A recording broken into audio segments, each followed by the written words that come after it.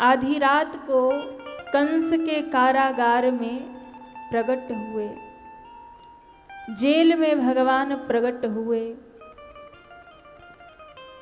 श्री वसुदेव जी से कहा कि हमें गोकुल छोड़ाइए, और वहां पर नंद बाबा के घर में, नंद जी के घर में एक कन्या प्रकट है। कन्या को लेकर यहाँ आइए और हमें वहां छोड़ आइए। वसुदेव जी ने कहा कि हम कैसे लेकर जाएंगे, इतने पहरेदार हैं, ताले लगे हैं, द्वार बंद है, बेड़ियां हथकड़ियां लगी है, हम कैसे जाएंगे। भगवान ने कहा आप तो बस हमें शीश पर उठा लो और लेके जाने की बात सोचो। आप कैसे लेकर के जाओगे और कैसे आओगे ये सब मेरे ऊपर छोड़ दो। भगवान केवल वसुदेव जी को ये नहीं कहते कि आप तो बस मेरे बताए हुए मार्ग पर चलो, आप करोगे कैसे वो सब मेरे ऊपर छोड़ दो। ये बात केवल वसुदेव जी को नहीं कह रहे, ये हमको और आपको भी कह रहे। हम दुनियादारी में इतने लगे रहते हैं, दुनिया को लेके मरते रहते हैं, हाय मेरा ये, हाय मेरा वो, ये कैसे होगा, वो कैसे होगा। ठाकुर जी कहते हैं कि इसकी चिंता मत करो कि क्या कैसे होगा,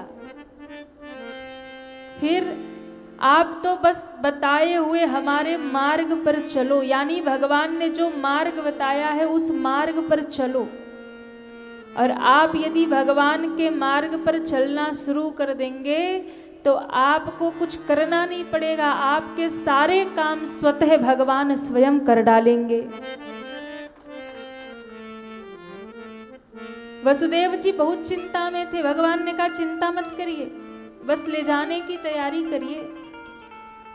वसुदेव जी ने उन्हें टोकरी में डाला और जैसे ही सिर पे भगवान को उठाया तो भगवान को शीश पर उठाते ही सारे द्वार खुल गए, सारी बेड़ियां हथकड़ियां टूट गई और वसुदेव जी भगवान को लेकर जेल से बाहर निकल गए। गोकुल में आ गए, यहाँ कन्या प्रकट हुई थी, लाला को लिटाया, कन्या को उठाया और लेकर के फिर वही वापस मथुरा आ गए। और जैसे ही जेल में प्रवेश किया ना, जेल में प्रवेश करते ही सारे द्वार बंद, हथकड़ियां बेड़ियां लग गई और कन्या ने जो रोना स्टार्ट किया महाराज, जो रुदन शुरू किया कि रोने की आवाज सुन के सारे पहरेदार जग गए। कथा जो भी हो पर एक बहुत प्यारा संदेश है। इस संसार में ईश्वर और माया दोनों हैं, माया और मायापति दोनों हैं। चुनाव हमको और आपको करना है। हम माया का चुनाव करते हैं कि हम ईश्वर का चुनाव करते हैं। ये कन्या कोई और नहीं, माया है। और भगवान को रख करके माया को जब ले आए तो द्वार बंद हो गया। यानी जब आप अपने जीवन में माया का चुनाव कर लेंगे, माया को अपना बना लेंगे तो सारे द्वार बंद हो जाएंगे, मुक्ति के हथकड़ियां बेड़ियां लग जाएंगी माया की। और फिर माया तो जहां रहेगी वहां रुलाएगी ही रुलाएगी महाराज। वहां बस रोना धोना सुनाई पड़ेगा जहां माया का चक्कर ज्यादा होगा। लेकिन जब आप माया को छोड़ करके मायापति को शीश पे धारण कर लेंगे, यानी भगवान को जब सिर पे धारण कर लेंगे, तो उस समय संसार की सारी हथकड़ियां बेड़ियां टूट जाएंगी और मुक्ति का द्वार भी अपने आप खुल जाएगा। पर चुनाव तो हमें ही करना पड़ेगा कि माया चाहिए कि ईश्वर चाहिए। पर हम लोग क्या है, अभी माया के पीछे भाग रहे, अभी भगवान से प्रेम नहीं हुआ है, अभी भगवान को पाने के पीछे नहीं दौड़ रहे, इसलिए बंधनों में हम बंधे हुए हैं, जकड़े हुए हैं। कन्या ने जो रोना शुरू किया, उसकी चीत्कार सुन करके सारे पहरेदार जग गए। सबने कहा, अरे महाराज कंस का 8वां काल आ गया। 8वां जो उनका काल था, जिसका वो इंतजार कर रहे थे, वो कारागार में प्रकट हो गया। दौड़े दौड़े सब कंस के पास गए। अरे महाराज सूचना लाए हैं। कंस ने कहा, जल्दी बताओ क्या सूचना है। बोले, देवकी का 8वां लाल और महाराज कंस का काल कारागार में प्रकट हो गया है। इतना सुनते ही हाथ में नंगी तलवार लेके दौड़ा महाराज कारागार की ओर। जब कारागार में पहुंचा तो उसे पता चला कि इस बार लाला नहीं, लाली हुई है, बेटी हुई है, कन्या है। देवकी मैया कहने लगी, भैया आपने तो सब पुत्रों को मार दिया, इस बार तो कन्या आई है, ये तो बिचारी अबला है, ये क्या कुछ कर लेगी आपका, ये आपको कहाँ कुछ कर पाएगी, इसे छोड़ दीजिए। क्या आप एक कन्या की हत्या करेंगे? कंस तो कंस ठहरा। बोले, देवकी तुम चुप रहो, उस विष्णु की माया मैं भली भांति समझता हूं। जब उससे कोई काम नहीं बनता ना, तो वो फिर नारी बन करके हमें ठग लेता है। जब देवता और दैत्य अमृत के लिए लड़ने लगे तो वो विष्णु माया से मोहिनी बन गया। और आज वो आकाशवाणी जो देवताओं ने की थी कि 8वीं संतान जो होगी वो मेरा काल होगी, अब ये सोच रहा है कि मैं कन्या बन के आऊंगा तो फिर कंस मुझे छोड़ देगा। मैं उस नारायण के छल को भली भांति जानता हूं। वो बचने के लिए भले ही कन्या बन के प्रकट हो गया, पर मैं उसको छोड़ने वाला नहीं हूं। लेकर के दौड़ा मारने के लिए। ज्यों उसने एक शिला पर, पत्थर पर सोचा, इसी पर इसे पटक दूंगा, समाप्त हो जाएगी। ये सोच करके कंस ने जैसे ही उसे पटकना चाहा, हाथ से छूट कर वो कन्या आकाश में अष्टभुजा महारानी के रूप में प्रकट हो गई। बोलिए अष्टभुजा महारानी की जय हो। माँ अष्टभुजा रूप में प्रकट हो गई और कहा, अरे कंस तू क्या मुझे मारेगा, तेरा काल तो गोकुल में पलना झूल रहा, उसे मार ले, अपना बचाव कर ले, करना है तो मुझे क्या मारेगा तू। कहकर वो कन्या अंतर ध्यान हुई। कहाँ गई वो कन्या? गई सीधे विंध्य पर्वत, विंध्याचल धाम। बनारस के पास में मिर्जापुर जिला पड़ता है, वहां विंध्याचल महारानी। कितने लोगों ने दर्शन किया है? वाह। विंध्याचल महारानी का दर्शन करके जब आप आगे बढ़ेंगे, काली खो माँ अष्टभुजा महारानी, जब गुफा के अंदर जहाँ आप खड़े होके नहीं जा सकते, झुक के ही जाना पड़ता है, वो अष्टभुजा महारानी कौन है? वो भगवान कृष्ण की बहन है। वो यशोदा जी की पुत्री थी, वो यशोदा जी की कन्या थी। भगवान ने योग माया को कहा था, मैं लाला बन के आऊंगा, तुम लाली बन के आना। मैं मथुरा में जन्मूंगा, तुम गोकुल में जन्म लेना। तुम यशोदा की गोद में जन्म लेना, मैं देवकी की गोद में जन्म लूंगा। योग माया ने कहा, करना क्या पड़ेगा? बोले, ज्यादा कुछ नहीं, हम दोनों जन्म लेंगे, फिर बाद में हम दोनों तबादला कर लेंगे। हम गोकुल आ जाएंगे, तुम मथुरा आ जाना। बोले, वाह भैया, मामा जी के डर से आप गोकुल भाग आओगे और हमें मामा के हवाले कर दोगे। मामा जी तो हमें मार ही डालेंगे। भगवान ने कहा, नहीं नहीं, वो जैसे ही तुम्हें मारने जाएंगे, तुम अष्टभुजा महारानी बन के प्रकट हो जाना और उसे मेरे आने की सूचना देना और फिर तुम विंध्य पर्वत पर अष्टभुजा के रूप में विराजमान हो जाना। और तुम वहां जब उस विंध्य पर्वत पे विराजोगी, आने वाले कलयुग में भक्त तुम्हारी पूजा करेंगे, तुम्हारा दर्शन करेंगे। जो भी भक्त तुम्हारा दर्शन मात्र कर ले तो उनकी मनोकामनाओं को सिद्ध कर देना। बोलिए अष्टभुजा महारानी की जय हो। ये भगवान कृष्ण की बहन है अष्टभुजा महारानी। अब जैसे ही कंस को पता ये बात चली, कंस बिल्कुल बौखला गया। अरे इतनी सुरक्षा के बाद में भी वो देवकी का 8वां लाल यहां से निकल के भाग गया। मैं कैसे भी करके पता करवाऊंगा, खोज करवाऊंगा और उसे छोड़ूंगा नहीं। है कहाँ वो? इधर गोकुल में जब भगवान कृष्ण आए और पूरे गोकुल में उत्सव होने लगा, आनंद होने लगा, बधैया बजने लगी। पूरे गोकुल में सारे ब्रजवासी झूम रहे हैं, नाच रहे हैं, गा रहे हैं। क्यों?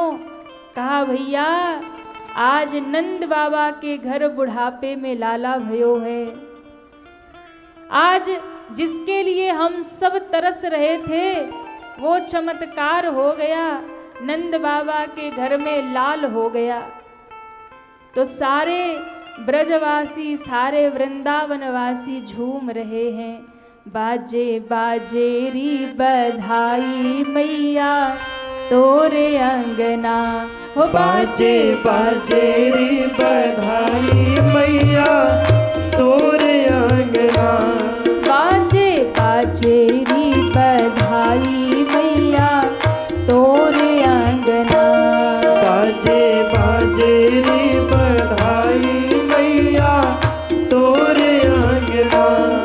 हाँ हाँ तोरे अंगना यशोदा तोरे अंगना। तोरे अंगना यशोदा तोरे अंगना। तोरे अंगना यशोदा तोरे अंगना। तोरे अंगना यशोदा तोरे अंगना। हो बाजे बाजे री बधाई मैया तोरे बधाई हो। अंगना। बाजे बाजे री बधाई मैया तोरे दोनों हाथ अंगना। उठाइए, हरि बोल। श्री राधे।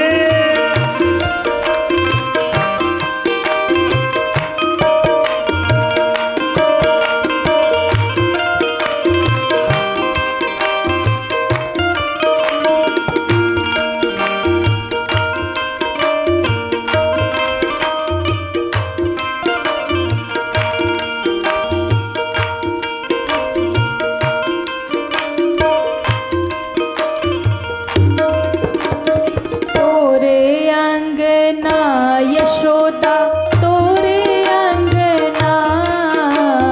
तोरे अंगना यशोदा तोरे अंगना।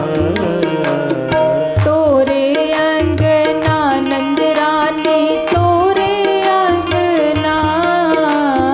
तोरे अंगना नंदना तोरे अंगना। हो बाजे। हो। ऐसे भी दोनों हाथ ऊपर करिए सभी और तालियां बजाते हुए। हो बाजे हो। हो बाजे बाजे री श्री राधे। मैया तोरे अंगना। बाजे बाजे री बधाई मैया तोरे अंगना। हो बाजे बाजे री बधाई मैया तोरे अंगना। बाजे बाजे री बधाई मैया तोरे हरि अंगना। बोल। जय हो। बोल नंद के लाला की। जय हो।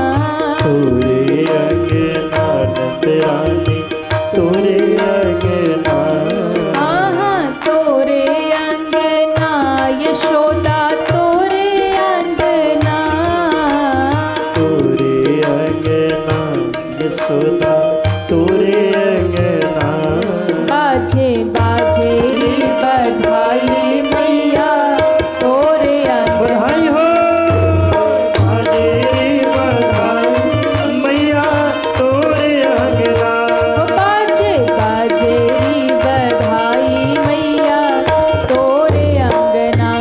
बाजे बाजे रे बधाई मैया तोरे अंगना यशोदा तोरे अंगना यशोदा तोरे अंगना नंद रानी तोरे अंगना नंद रानी तोरे अंगना यशोदा तोरे अंगना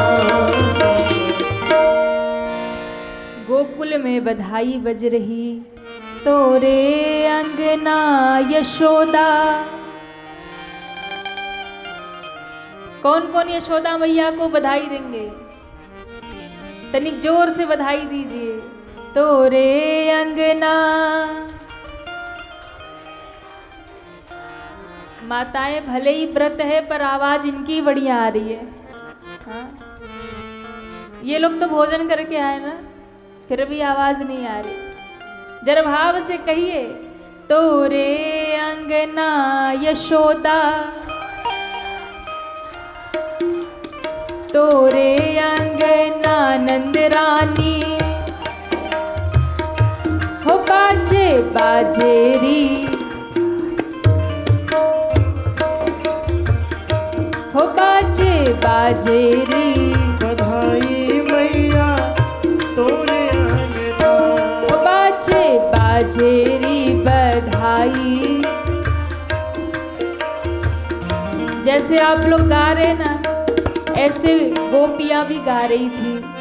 तोरे अंगना यशोदा बाजे बाजे री